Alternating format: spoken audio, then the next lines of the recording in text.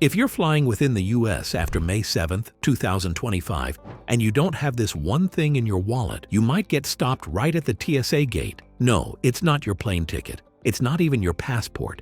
It's the real ID. And with the final deadline now less than a month away, millions are unprepared.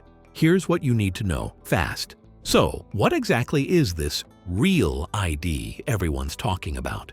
The Real ID is a federally approved form of identification that meets higher security standards set by the U.S. government. It was created back in 2005, yes, 20 years ago, under the Real ID Act, a direct response to the 9/11 terrorist attacks.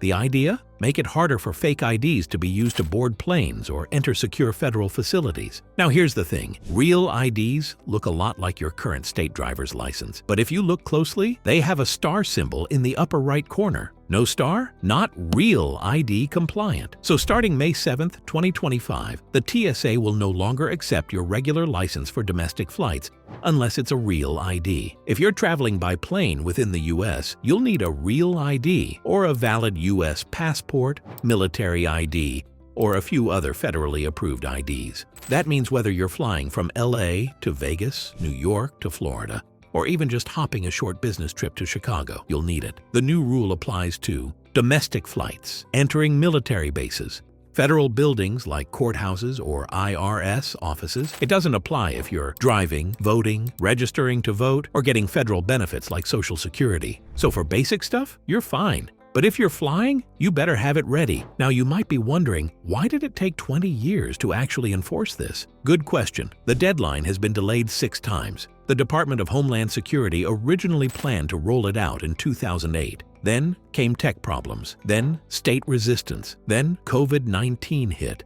and that delayed everything even more. Some states pushed back, saying it was too costly or too complicated to implement. Others struggled to upgrade their systems. Even as recently as 2023, a report from the DHS showed that nearly half of U.S. adults still didn't have a real ID. That's over 100 million people. Yep, still using standard licenses. What the TSA and DHS are saying: the TSA isn't messing around this time. They've already started putting up signs at airports saying, quote, starting May 7th, 2025, you must present a Real ID compliant license or another acceptable form of ID to fly. The Department of Homeland Security, DHS, said, quote, the Real ID requirement is about national security. We're closing the gap between state ID standards and federal expectations. Translation? No more patchy ID systems. Everyone's got to meet the same standard now. They've also launched awareness campaigns, social media, airport ads, even local DMV posters. But still, people are either unaware or procrastinating. How to get a Real ID? So if you haven't gotten yours yet, here's what to do. Like, go to your state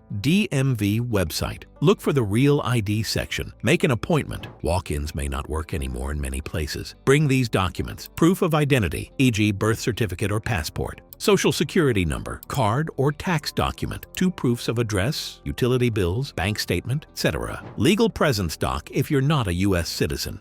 Note, you can't do this online in most states. You have to show up in person because they need to verify originals. What happens if you don't have it by May 7th? If you show up at the airport with just your regular ID after May 7th, you're not getting on that plane. That's it. You'll either miss your flight or have to scramble to get a passport, which takes 8 to 11 weeks right now unless you pay extra for expedited service. Some travelers found that out the hard way during TSA test runs this year. One guy in Dallas tried using an old state ID and had to rebook his flight and pay $270 more the next day. Let's talk about public's reaction. Not everyone's a fan. On X, formerly Twitter, people are making fun by writing things like, just got rejected at TSA for not having a real ID, didn't even know the deadline was coming. What a joke. But others support it. After 9/11, I'd rather we have stronger ID checks. It's annoying, but necessary. And yes, both sides have a point. It's an added burden, but it's also a layer of national security. Here's the bottom line. If you're flying after May 7th, 2025, and your ID doesn't have a star in the corner, you're not flying. If you're not sure whether your license is Real ID compliant, flip it over. Check that star. If it's not there, hit up your DMV fast. Already have a passport? You're fine. But if not, don't gamble with your summer travel plans. Don't be part of the chaos at airport security this May. Stay ready, stay smart, and if this video helped you out, give it a thumbs up, hit that subscribe button, and share it with someone who still thinks they can can fly with their old license.